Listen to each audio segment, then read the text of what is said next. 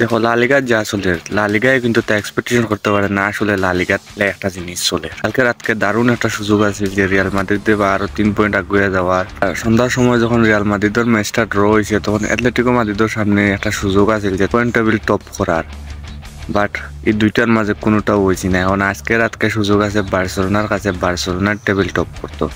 আর আমি জাস্ট কয়টা দিন আগে কইছিলাম, জাস্ট কয়দিন আগে, এখন থেকে আরো 3-4 দিন আগে আমার ভিডিও যদি দেখো তাহলে বুঝতে পারবো আমি কইছি যে বার্সেলোনা খুব শীঘ্রই টেবিল টপ করে।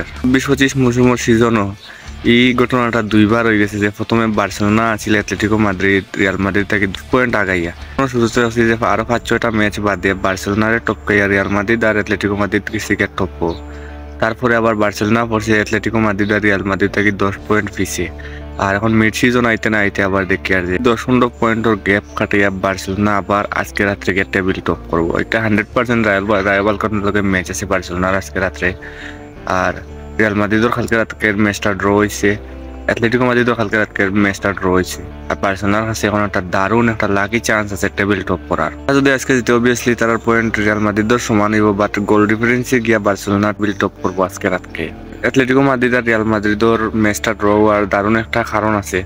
অ্যাটলেটিকো মাদ্রিদ আর রিয়াল মাদ্রিদের সেম একটা সমস্যার কারণে তারা ম্যাচটা ড্র হয়েছে। আর জাস্ট কারণটা হইল রেড কার্ড। রিয়াল মাদ্রিদের ক্ষেত্রে 40 মিনিটের একটা রেড কার্ড হয়েছিল আর ওই রেড কার্ডটা তারা পিছে পড়ি ম্যাচটা ড্র হয়েছে। আর অ্যাটলেটিকো মাদ্রিদের জাস্ট 7 মিনিট বাড়িয়েছে একটা রেড কার্ড দিয়েছিল। আর ওই রেড কার্ডের কারণে তারা মোটো কিটা একটা পেনাল্টি বক্সের ভিতরে ফাউল একটা লইয়া জুট বেলিংহামের তর্কাতর্ক লাগছিল রেফারির লগে। তর্কাতর্ক শেষ হওয়ার বাট আইছিল লাস্টে গিয়ে জুট বেলিংহামে মনে রেফারি সামথিং কিছু কইছে আর কি।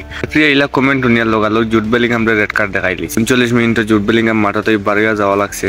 মডরিচ তার বাদে এমবাপ্পে সবে একটু কনভিন্স করাত লাগছিল যে না জুট বেলিংহাম এইলা কিছু কইছে না। রেফারি কই আমি আমার নিজের কারণে হইছি জুট বেলিংহামে আমারে কইছে। আর রেফারি কে যদি কমপ্লেন করে লা লিগার জুট বেলিংহামের উপরে কোনো একটা রিপোর্ট দেয় তাইলে জুট বেলিংহাম আমি 4-5 ম্যাচের লাগে হয়তো ব্যান্ড হইতে পারে লা লিগার 4-5 ম্যাচ আমরা জুট বেলিংহামকে দেখতাম না। 15 মিনিটও কিন্তু ক্লিয়ার এমবাপ্পে একটা স্কোর করেছি রিয়াল মাদ্রিদের পক্ষে। আর শেষ মুহূর্তে রিয়াল মাদ্রিদে তারা স্কোরটা ধরে রাখতে পারছে না, অপোনেন্টে করেছে আর একটা স্কোর একটু ব্যাকফুটও আছে আর অপোনেন্টে স্কোর করেছে। সো রিয়াল মাদ্রিদ আর অসোসিয়েশনাল ম্যাচটা ড্র হয়েছে, তারা রিয়াল মাদ্রিদের 2টা পয়েন্ট ড্রপ করছে। অ্যাটলেটিকো মাদ্রিদের ম্যাচে 7 মিনিটে যখন তারা রেড কার্ড পাইছে পাওয়ার বাদে বহু সময় তারা ম্যাচ ধরে রাখছে, পজিশনিং ফুটবল খেলছে। সেল্টা বিগো 68 মিনিটও স্কোর করেছে একটা পেনাল্টি থেকে। আবার 89 মিনিট না 87 মিনিটে আর অ্যাটলেটিকো মাদ্রিদে তারা গোল ব্রেক করেছে। সো তারা ম্যাচটা বাঁচাইছে, বাট ম্যাচটা উইন করলে তারা ভালো হইতো। আবার অ্যাটলেটিকো মাদ্রিদের 2 পয়েন্ট মারা, Atletico Madrid 2 point, Real Madrid 2 point মারা খাওয়ায় বার্সেলোনার লাগে দারুণ একটা সুযোগ আছে আজকে রাতকে তারা টেবিল টপ করার।